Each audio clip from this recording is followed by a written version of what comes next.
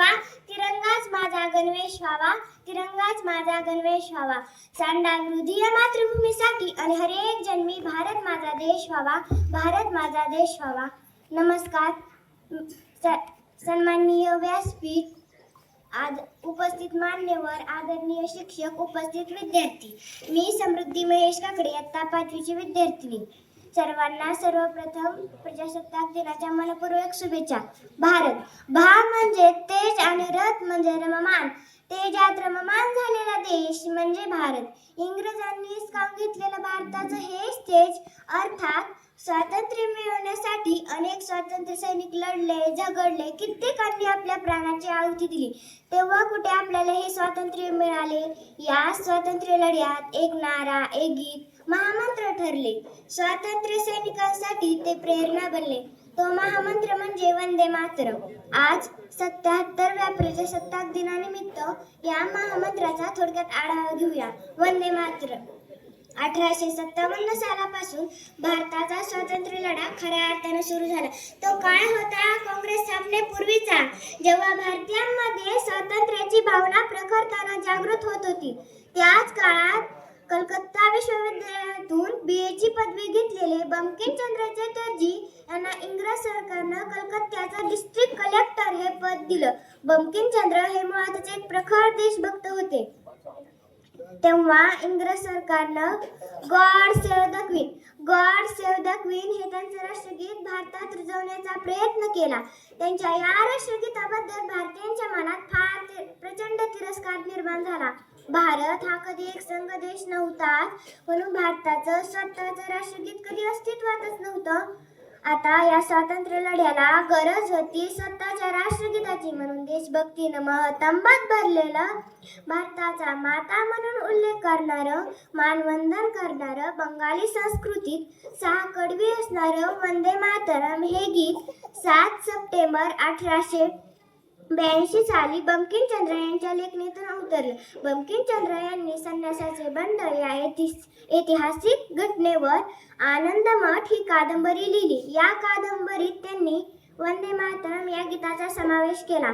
कादंबरी अल्पावधीत लोकप्रिय झाली, म्हणून वंदे मातरम या गीताला लोकांची जनपसंती मिळाली. वंदे मातरम. सुजलाम सुफलाम मलयज शीतलाम सस्य श्यामलाम मातरम वंदे मातरम.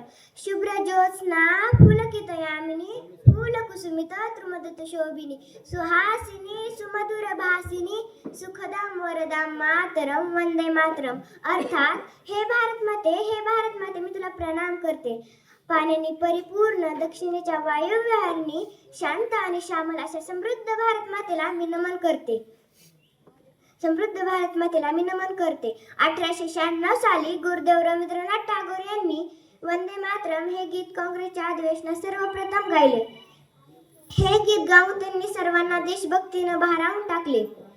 नंतर काँग्रेसच्या प्रत्येक अधिवेशनात हे गीत गायले जाऊ लागले. वसाहतवाद्यांनी या गीतावर बंदी घातली, पण जनतेनं हे गीत चांगलंच उचलून धरलं होतं.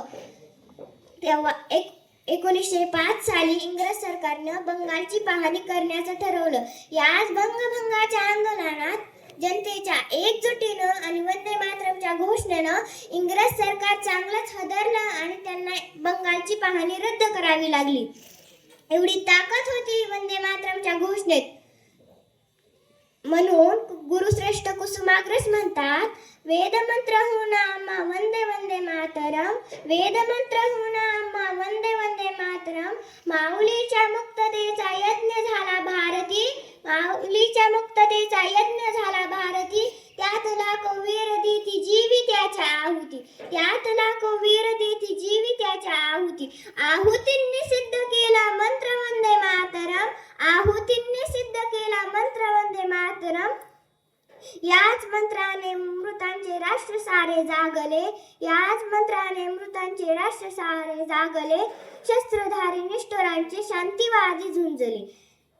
शस्त्र लाभे एक शस्त्र वंदे मातरम.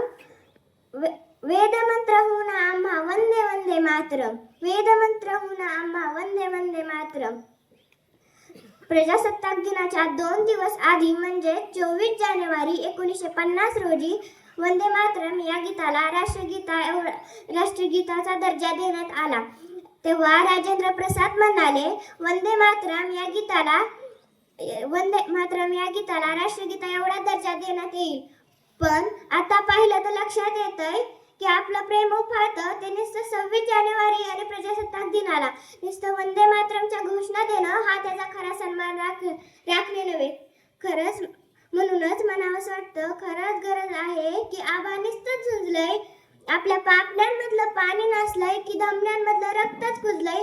सुजलाम सुफलाम विचारांचं शेवटचं पानही झडलंय की आपल्या जिथे जाते जाणीवांना चिरनद्रेचं स्वप्न पडलंय. जर आपण चिरनद्रेचं स्वप्न नसू तर गरज आहे जागा होण्याची. भारताला महासकट बनवायचं असेल तर गरज आहे वंदे मातरम या गीताला पुन्हा जागृत करण्याची. म्हणूनच वंदे मातरम. धन्यवाद. अतिशय सुंदर टाळ्यांच्या गजरामध्ये जोरात तिचं अभिनंदन आपण करूया. अभिनंदन समृद्धी. यानंतर ज्या विद्यार्थी